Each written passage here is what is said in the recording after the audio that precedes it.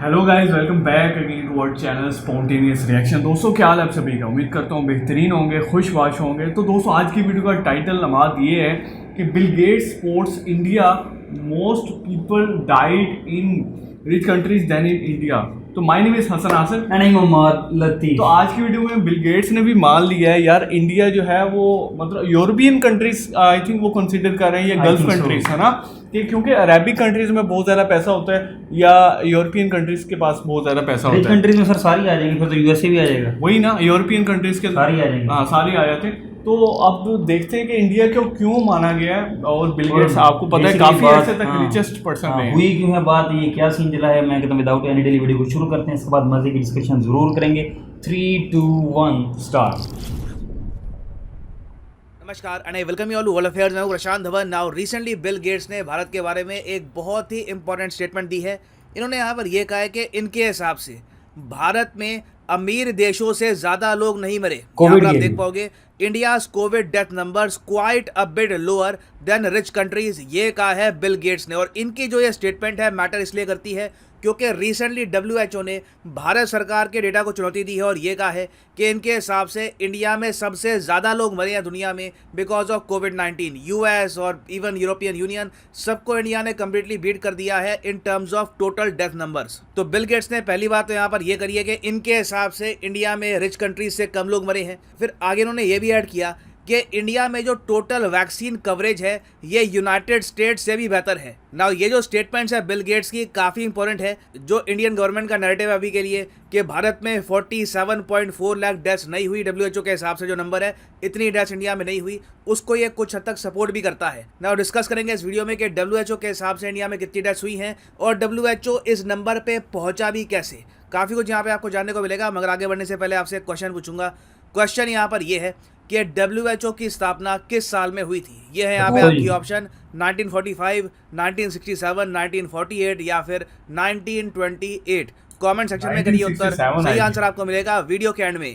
Now WHO ने recently एक report publish करी और यहाँ पर यह कहा कि इनके हिसाब से कोविड-19 के पहले 2 सालों में जो सरकारी डेटा है दुनिया भर की कंट्रीज का, उसके हिसाब से जो नंबर बन के आ रहा है 54 लाख डेथ्स का, ये सही नहीं है। एक्चुअली में दुनिया भर में जो टोटल डेथ्स हुई हैं बिकॉज ऑफ कोविड-19 ये नंबर है 1.5 करोड़। अपने आप में बहुत ज़्यादा बड़ा एस्टिमेट है ये। आगे ये लोग ये भी बताते हैं कि इनके हिसाब से किस कंट्री ने अपने नंबर्स कितने छुपाए हैं। अब इंडिया के बारे में ये लोग ये कह रहे हैं कि इंडिया ने ऑफिशियली क्लेम किया है कि इंडिया में टोटल डेथ्स हुई हैं in the first 2 years of covid around 4.8 lakh के आसपास। मगर ये लोग कह रहे हैं कि नहीं, रियल नंबर करीब 48 लाख के आसपास है। तो इंडिया का जो एक्चुअल नंबर है कोविड-19 डेथ्स का ये करीब 10 गुना ज़्यादा है फ्रॉम द गवर्नमेंट नंबर। उसी के साथ साथ इन्होंने बाकी बहुत से और कंट्रीज़ को कहा है कि ये देश भी जो एक्चुअल डेथ है कोविड-19 का जो एक्चुअल नंबर है ये छुपा रहे हैं। फॉर एग्जांपल बांग्लादेश है, इनके यहाँ जो ऑफिशियल सरकारी नंबर है उससे 5 गुना ज़्यादा मौतें हुई हैं।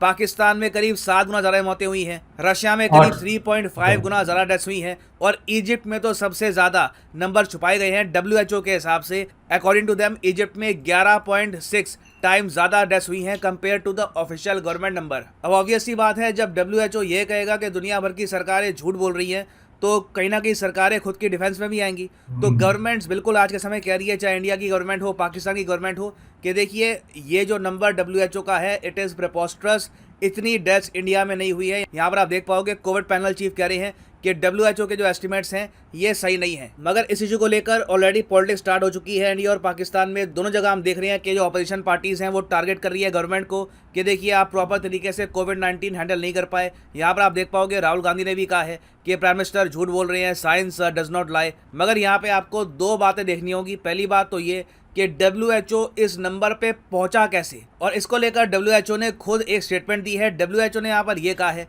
कि देखिए हम लोगों ने कैलकुलेट किया है जो नंबर है कि हमारे हिसाब से कितनी डेथ्स हुई है कंट्री में और सरकार ने कितनी क्लेम्स करी है, ये कैलकुलेट करके कि ऑन एवरेज उस कंट्री में पिछले साल कितने लोग मरे थे और कोविड-19 के बाद कितने लोग मरे हैं, और फिर हमारे अंदाजे के हिसाब से कितने लोगों की वहाँ पर डेथ हुई होगी बिकॉज ऑफ कोविड-19। और इस अंदाजे में इन्होंने डायरेक्ट डेथ्स और इनडायरेक्ट डेथ्स दोनों को काउंट किया है। मतलब कि मान लीजिए कि एक आदमी को ऑलरेडी कोई डिजीज़ है, वो वैसे ही काफ़ी हद तक बीमार है, साथ में कोविड और हो गया और इवेंचुअली वो मर जाता है, तो वहाँ पे जो मरने के रीजंस हैं उसमें हार्ट अटैक या जो भी उसका इशू था वो तो काउंट किया जाएगा, साथ में कोविड को भी ऐड कर देंगे। यहाँ पर आप देख पाओगे excess mortality includes deaths associated with कोविड-19 डायरेक्टली और indirectly due to pandemic's impact on health systems and society. इसमें बताया जा रहा है कि काफ़ी बार ये एक्सीडेंट्स को भी काउंट कर देते हैं। एक्सीडेंट हुआ, वहाँ पर पता लगा कि जो ड्राइवर जो मारा गया है उसको कोविड-19 था, उसको भी गिन लेंगे। तो बहुत एक आप कह लीजिए ब्रॉड तरीके से इन्होंने कैलकुलेट करी है डेथ्स, और उसके हिसाब से इन्होंने ये नंबर रीच किया है कि टोटल इंडिया में 2 साल में बिकॉज ऑफ कोविड-19 47 से लेकर 48 लाख लोगों की मौत हुई है। तो पहली बात तो ये है कि जिस तरीके से इन्होंने काउंट करी है कोविड डेथ्स, काफ़ी एक मैं कहूँगा वाइड स्पेक्ट्रम में इन्होंने देखा है चीज़ों को। उसके अलावा देखिए WHO चाइना पर बिल्कुल चुप है।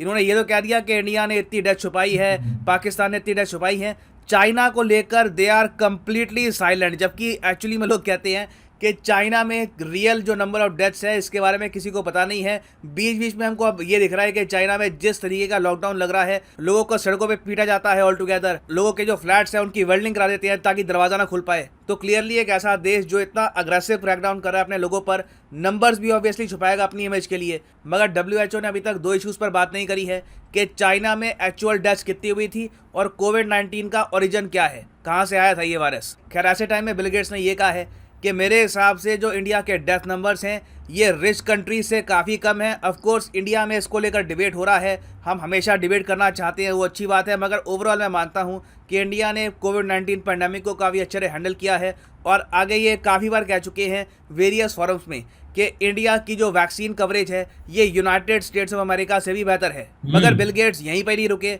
इसके बाद इन्होंने यहाँ पर एक और वार्निंग ये भी दी है कि इनके हिसाब से काफ़ी बड़ी पॉसिबिलिटी है कि एक और बड़ा पेंडेमिक आएगा आने वाले 20 साल में। और मुझे भी लग रहा है कि मरने से पहले एक और पेंडेमिक देख के ही जाऊंगा अनफॉर्चुनेटली। तो दुनिया को इसके लिए प्रिपेयर रहना चाहिए। और मरने से पहले मैं भी देख के जाऊंगा। अगला पेंडेमिक आएगा वो ऑन एन एवरेज ज़्यादा लोगों की जान भी ले पाएगा ना। वापस आते हैं अपने MCQ पर कि in which year WHO was founded. तो सही उत्तर इसका हो गया ऑप्शन सी 1948 में चाइना आजाद हुआ था।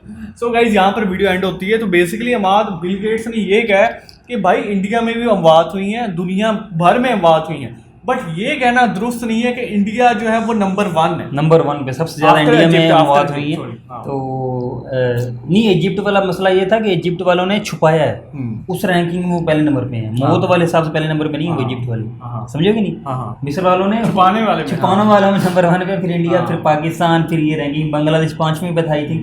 मतलब इन कंट्रीज का ही इन्होंने डाल दिया कि इन्होंने छुपाया है डाटा। अब बिल गेट्स चाइना है ही इंडिया से ज्यादा अमवात अमेरिका में हुई है, और तो वो बड़ी बात कर रही है उन्होंने यार, इवन कि वो अमेरिका के हैं यार। बिल्कुल सही बात है। वो मतलब शायद इस चीज़ को सपोर्ट कर रहे हैं, इंडिया का जो स्टेटमेंट है गवर्नमेंट की तरफ से, कि वो सही बोल रहे हैं। WHO की जो रिपोर्ट है वो ऊपर नीचे हो सकती है, मतलब यही बनता है बिल गेट्स की बात का।